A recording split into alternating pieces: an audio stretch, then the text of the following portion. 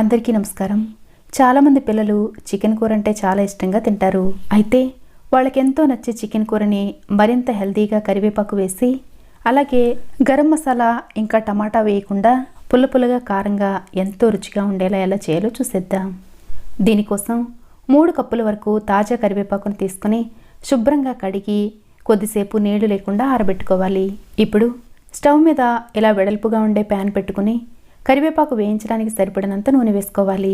కరివేపాకు క్రిస్పీగా వేగాలంటే కొంచెం నూనె ఎక్కువే పడుతుంది కాబట్టి సరిపడినంత వేసుకోవాలి.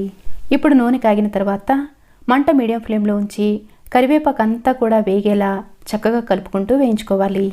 ఇది ఏమాత్రం మాడినా కానీ కూర కొంచెం చేదొచ్చే అవకాశం ఉంటుంది కాబట్టి అస్సలు మాడిపోకుండా, అలాగే పచ్చిదనం కూడా లేకుండా చక్కగా వేయించుకోవాలి.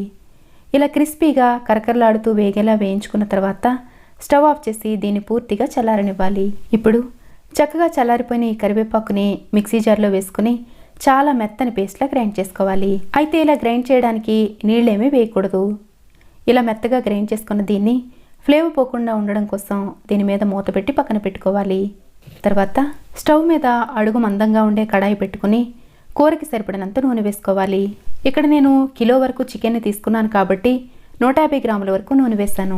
కూరకి సరిపడినంత నూనె ఉంటేనే టేస్ట్ బాగుంటుంది. అయితే మీ అలవాటును బట్టి, ఇష్టాన్ని బట్టి ఎక్కువ తక్కువ అడ్జస్ట్ చేసుకోవచ్చు. ఇప్పుడు నూనె కాగిన తర్వాత 3 మీడియం సైజు ఉల్లిపాయల్ని చాలా సన్నగా తరిగిన ముక్కలు వేసి మంట మీడియం ఫ్లేమ్లో ఉంచి కంటిన్యూస్గా కలుపుతూ వేయించుకోవాలి. ఇవి కొంచెం వేగిన తర్వాత కూరకి సరిపడినంత ఉప్పుని ఇదే స్టేజ్లో వేసుకున్నట్లయితే ఈ ఉల్లిపాయలు కొంచెం త్వరగా వేగుతాయి. ఇక్కడ నేను 3 టీ స్పూన్ల వరకు ఉప్పు వేశాను. తర్వాత 1/2 స్పూన్ పసుపు కూడా వేసి ఈ ఉల్లిపాయలు చక్కగా వేగే వరకు కలుపుకోవాలి. ఇప్పుడు ఇందులో తినే కారానికి తగ్గట్టు 3 టేబుల్ స్పూన్ల వరకు పచ్చిమిర్చీలను కచ్చాపచ్చాగా దంచిన పేస్ట్ కూడా వేసి ఇదంతా ఒకసారి కలిపి 2 టేబుల్ స్పూన్ల వరకు అల్లం వెల్లుల్లి పేస్ట్ని కూడా వేసి ఇందులో ఉండే పచ్చితనం పోయేలా 5-6 నిమిషాల పాటు కలుపుతూ వేయించుకోవాలి. ఇప్పుడు ఇందులో చక్కగా కడిగి అస్సలు నీళ్లు లేకుండా వడకట్టుకున్న కిలో చికెన్ని ఇందులో వేసుకోవాలి. చికెన్ వేసుకున్న తర్వాత మంట హై ఫ్లేమ్లోకి టర్న్ చేసి 5-6 నిమిషాల పాటు కంటిన్యూస్గా కలుపుతూ వేయించుకోవాలి. ఇలా నూనెలో కొద్దిసేపు వేయించడం వల్ల చికెన్ చక్కగా కుక్ అవడం మాత్రమే కాకుండా స్మెల్ ఏమీ లేకుండా మంచి ఫ్లేవర్ఫుల్గా ఉంటుంది. 5-6 నిమిషాల పాటు వేయించిన తర్వాత దీని మీద మూత పెట్టి మంట మీడియం ఫ్లేమ్లోకి టర్న్ చేసి నెమ్మదిగా ఉడకనివ్వాలి. అయితే ఇలా మనం వేయిస్తూ ఉన్నప్పుడు ఇలా నీళ్లు ఊరుతూ ఉంటాయి కాబట్టి ఈ ఊరిన నీళ్లు కూడా ఆవిరైపోయే వరకు మధ్య మధ్యలో మూత తీసి కలుపుతూ వేయించుకోవాలి.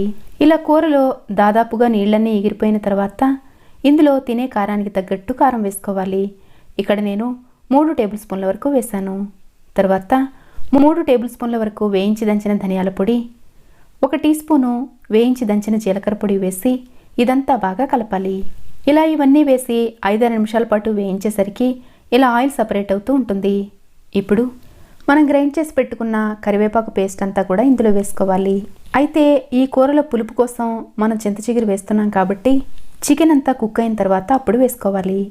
ఒకవేళ మీ దగ్గర చింతచిగురు అవైలబుల్గా లేనట్లయితే టమాటా కానీ, చుక్కకూర కానీ, గోంగూర కానీ ఇలాంటివి ఏమైనా వేసుకోవచ్చు.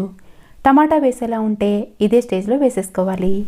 ఒకవేళ చుక్కకూర, గోంగూర లాంటివి వేసుకునేలా ఉంటే చికెన్ కొంచెం కుక్ అయిన తర్వాత అప్పుడు వేసుకోవాలి. ఇప్పుడు కూర ఉడకడం కోసం సరిపడినన్ని వేడివేడి నీళ్లు పోసుకొని అంతా చక్కగా కలిపి మూత పెట్టి మంట లో ఫ్లేమ్లోకి టర్న్ చేసి 10 నిమిషాల పాటు ఉడకనివ్వాలి. కూర చక్కగా ఉడికిపోయిన తర్వాత పులుపు కోసం ఇలా చివర్లో చింతచిగురుని వేసుకోవచ్చు. అయితే నా దగ్గర ఎండబెట్టిన చింతచిగురు అవైలబుల్గా ఉంది కాబట్టి దీన్ని 1/2 కప్పు వరకు వేస్తున్నాను. దీని ప్లేస్లో మీరు గోంగూర కానీ లేదా చుక్కకూర కానీ ఇలాంటివి ఏమైనా కానీ సన్నగా తరిగి వేసుకోవచ్చు. అయితే ఇలా మనం పుల్లటివి వేసుకోవడం వల్ల చెక్క, లవంగాలు, ఇలాచీ లాంటి గరం మసాలా ఏమీ వేసే అవసరం లేకుండా కూడా కూర చాలా రుచిగా ఉంటుంది. ఒకవేళ మీకు ఇంకా ఫ్లేవర్ఫుల్గా ఉండాలి అంటే కొంచెం గరం మసాలా అయినా వేసుకోవచ్చు. ఇక్కడ నేను ఎండబెట్టిన చింతచిగురే వేశాను కాబట్టి 5-6 నిమిషాల పాటు ఉడికించేసి స్టవ్ ఆఫ్ చేసేస్తున్నాను. ఒకవేళ మీరు పచ్చిగా ఉండే ఆకుకూరలు అంటే గోంగూర, చుక్కకూర లాంటివి వేసుకున్నట్లయితే మూత పెట్టి చక్కగా ఉడికే వరకు ఉడికించుకోవాలి. ఎక్కువ గ్రేవీతో ఎంతో రుచిగా ఉండే ఈ కూర మీకు కూడా నచ్చినట్లయితే లైక్ చేయడం మర్చిపోకండి. Thanks for watching.